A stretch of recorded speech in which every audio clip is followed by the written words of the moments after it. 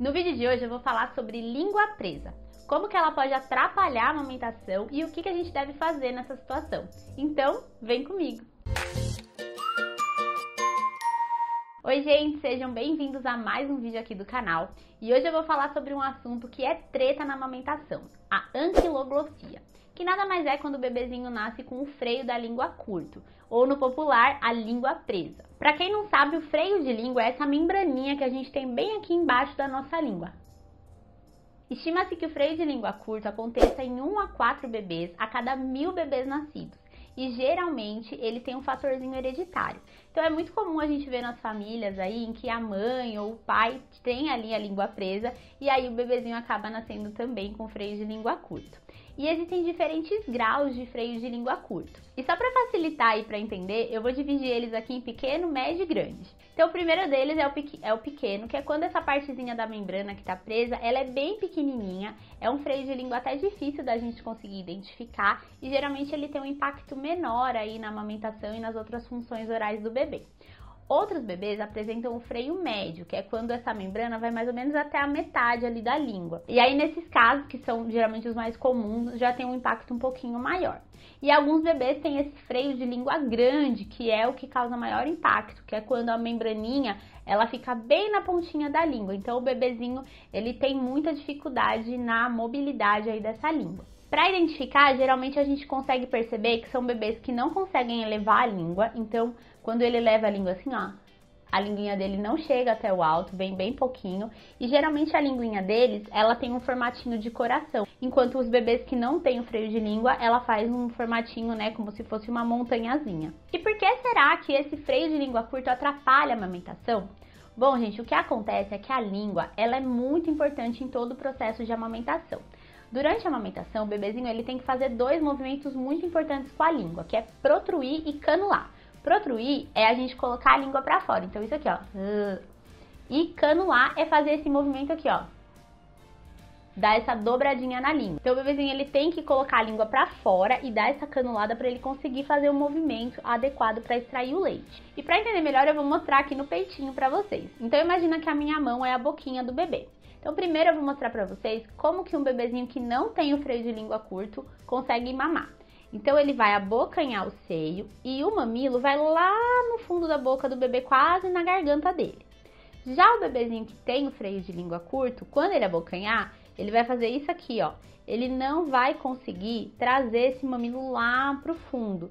E aí isso vai atrapalhar todo o movimento de amamentação dele. E isso vai causar aí uma série de problemas pro bebê. Então são bebês que têm dificuldade para mamar, têm dificuldade para ganhar peso. São bebês geralmente muito irritados, muito chorosos, porque não estão conseguindo mamar direito, né? Não estão conseguindo extrair o volume de leite adequado. E aí a gente vê que as mães desses bebês são mães que elas sentem muita dor na hora de amamentar e são mães que têm fissura no mamilo. Porque o que acontece? Quando o bebezinho não consegue puxar esse mamilo lá pro fundo da boquinha dele, o mamilo fica batendo no palato duro, que é essa parte aqui mais durinha aqui do nosso céu da boca. Se a gente coloca a nossa língua no céu da boca lá no fundo, a gente percebe que é uma região mais molinha. Coloca aí pra ver se você sente, é o palato mole. Já se a gente coloca aqui no céu da boca, mais na frente da boca, é uma região mais dura. Então, quando o bebê tem o freio de língua curto, o mamilo da mãe fica batendo, né, contra essa região mais dura. E aí o que a gente vê são mulheres que têm lesões geralmente nos 2 mamilos, lesões bem parecidas, às vezes até iguais assim, lesões profundas, e são lesões que não cicatrizam de jeito nenhum. E uma forma bacana da gente ver é que quando o bebezinho sai do peito, esse peito ele tá em formato de batom, que a gente fala. Então ele fica bem naquele formato achatadinho assim do batom, porque esse peito ficou sendo ali, né, pressionado contra o céu da boca do bebê. Então é uma situação aí extremamente difícil tanto para o bebê quanto para a mãe e que a gente vê que infelizmente muitas vezes não é identificada de forma tão fácil.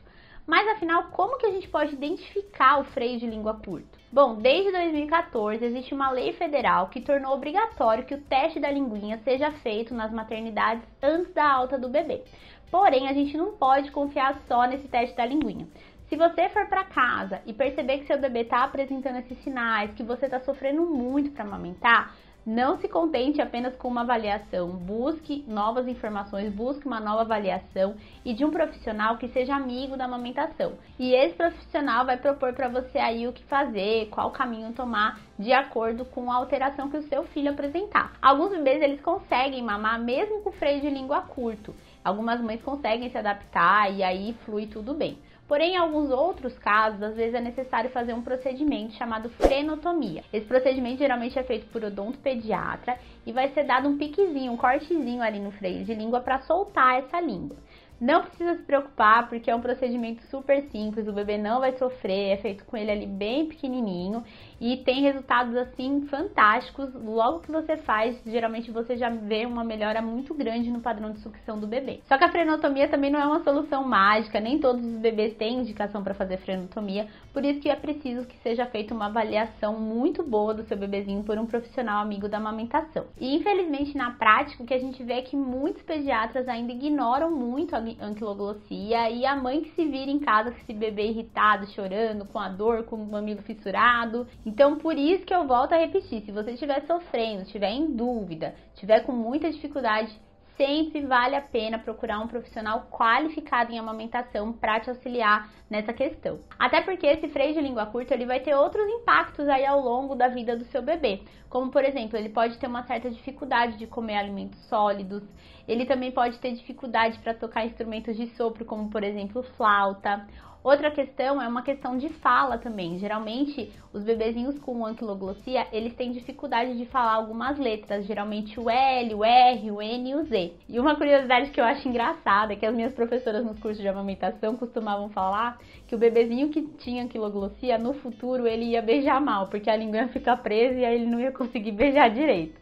Então, fica aí vários impactos que pode ter, né, esse freio de língua curto no futuro do seu bebê. Por isso, mais um motivo aqui que vale a pena você ir atrás de ajuda e atrás de uma avaliação qualificada. Mas agora eu quero saber de vocês. Conta pra mim aqui nos comentários se você já tinha ouvido falar em anquiloglossia ou se conhece algum bebezinho que nasceu aí com freio de língua curta e teve dificuldade para amamentar. E se você quiser saber mais sobre a amamentação, é só clicar nesse link aqui para ver os outros vídeos aqui do canal.